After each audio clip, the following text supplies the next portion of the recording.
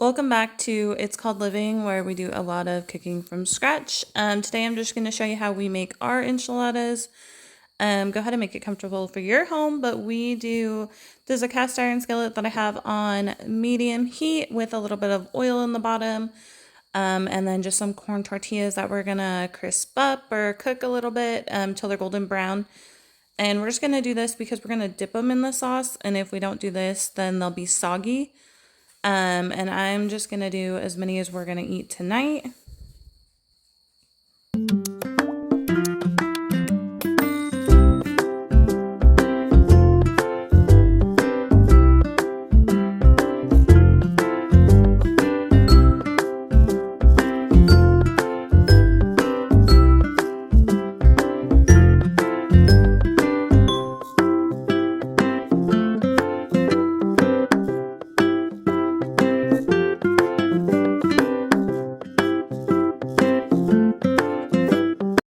Okay, so now I just have some ground beef. This actually is elk, but same thing, whatever.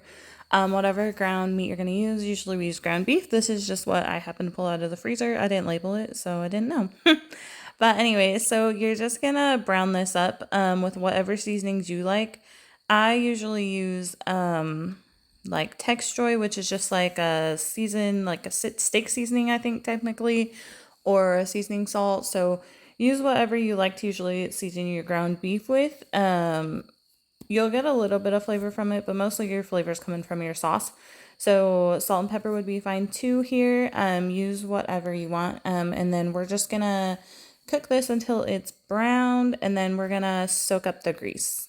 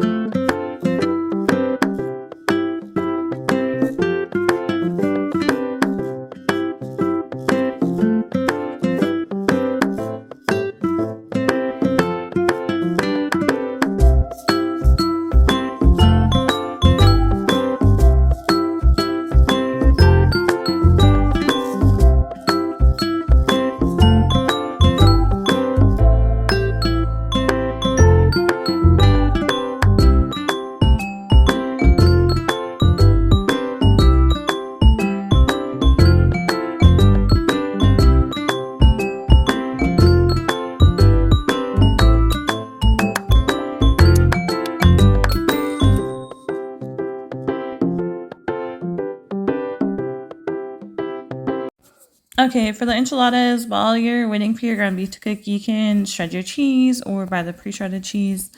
I already shredded mine before I started this. And then the other thing too, if you want to add any onions at this point into your meat, you can do that. I didn't on this day, but I usually do. So if you want to add any onions, or you can add like some cooked pinto beans, whatever you want to put in your filling. Now would be the time. Save your cheese for later. Don't add it at this point, but make sure that you have it ready. So when we put it all together, you'll be good to go. At this point, our ground beef is pretty much cooked. So we're going to get this out of the pan. You can definitely use a different pan for your sauce. But I'm going to use this same one. It just depends. Depends on the day. So in this cast iron, I have about half a cup of oil, and it's just, vegetable or canola oil. I'm not sure which one. But you need a neutral oil that has like a higher smoke point. And then I put about half a cup of flour in, and you'll see it should be like kind of thick, but you're basically making a roux at this point. So if you know what that looks like, great. If not, just do half and half. So half oil, half flour, and I did add a little bit more here. But I also eyeballed my oil. So if you're measuring everything out, just do half. Half a cup of oil, half a cup of flour. And then for some reason, you'll notice I have like no whisk. So this whisk is from like a hand mixer. It's the beater off a hand mixer. So you'll see me use that because the only whisk I have is like a little itty bitty one. So you'll see me use this. And then this is the chili powder. So usually I just use like a basic chili powder and usually I shake it in. So this is my first time actually trying to measure everything out. But this one is like a Mexican chili powder. I think it's like Mexican spicy chili powder. I'm not sure. But when I went to the store, there was literally no chili powder. Like it's so weird how like things are now. Like you literally can't find what you need. Just and it's so random. But for whatever reason, we had no chili powder at our store. So it looks like I actually add 3 tablespoons. So do 3 tablespoons of chili powder. And that's just me showing you what chili powder I got. And forgive me because I literally, like I said, this is the first time measuring anything out in any of my recipes. Like I usually just cook by how it looks or like if it's baking, how it feels. So bear with me, but it looks like 3 tablespoons of the chili powder and you're just putting it in with the oil and the flour so it can cook a little bit and get a little bit toasted. And then you'll see me here add 2 tablespoons of this Knorr chicken bouillon and do not do that. Add 1 tablespoon. 2 tablespoons was a little salty just for the amount of water that I added, but just do 1 tablespoon here. If you accidentally do add 2, do the tiniest pinch of sugar, like almost like if you were to salt it, like that much sugar. Just the tiniest pinch of sugar. Now we'll take some of that salt out of there. Just trust me. I know it sounds weird, but just trust me. And then here I have in the red thing, there's 6 cups of water I measured out because I wasn't sure how much to use. You're going to use about 3 or until your sauce is the correct thickness or the thickness that you like on your enchilada sauce. So I did about 3 cups, half of this water that I measured out. And then I'll put everything down in the description just so you have a recipe because I like kind of go back and forth here. Like, and I'm just doing like, because usually like the bouillon I shake in. So measuring it was a little bit different for me. But I'll put the recipe down below so you can see the exact recipe that you should be using to make your enchiladas. And this enchilada sauce is so much better than the canned enchilada sauce.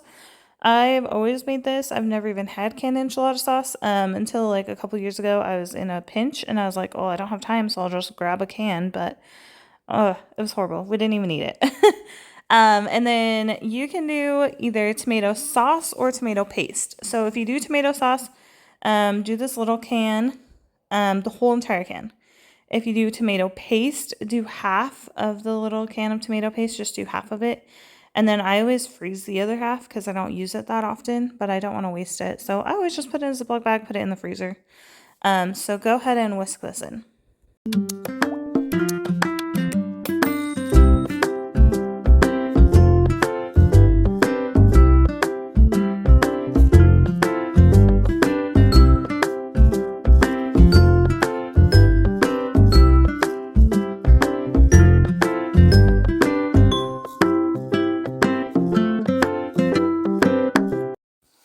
Okay, so now it's time to add the garlic powder. So I do about half a tablespoon here.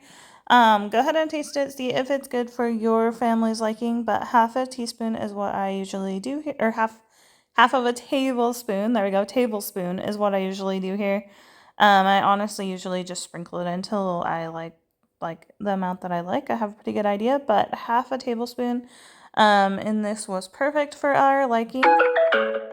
And then you can see how it like sticks to the fork. So it is kind of like a thicker, not as thin as the can, a little bit thicker. At this point, your sauce is done, so go ahead and pull it off. What you're gonna do here is have all your stuff out, take your tortilla, dip it in the sauce, then go ahead and layer the ground beef and cheese in here. And then you're gonna roll it up. You can either put it in a casserole dish, which I have right there, or you can just microwave it on here, which is what I end up doing. Just because we already had a long day at this point and we were just trying to get dinner done and on the table. So I just had 2 plates to make and I ended up just microwaving them. And I'll share a picture at the end of what it looks like finished. You can top with sour cream, onions, olives, whatever you typically like on top of your enchiladas. We will do just sour cream on this night, but usually we'll do nothing. Like we just eat them as is. If you do them in the oven, go ahead and put them in at 350, and I would do covered for 20 minutes at 350 degrees until the cheese is melted. The microwave, I do a minute 30 for 3 or 4 enchiladas. And then I'll go ahead and attach a picture at the end of this video so you can see what they look like completely finished and topped. Don't forget to look down in the comments for the actual recipe with the exact measurements and everything that I ended up with down at the bottom. And if you make these for your family or friends, let me know how they like them also down in the comments, just so I can see. I mean, I've made them for a lot of people and they seem to really enjoy them. I enjoy them above even going out. But thank you guys for watching and I hope you enjoy.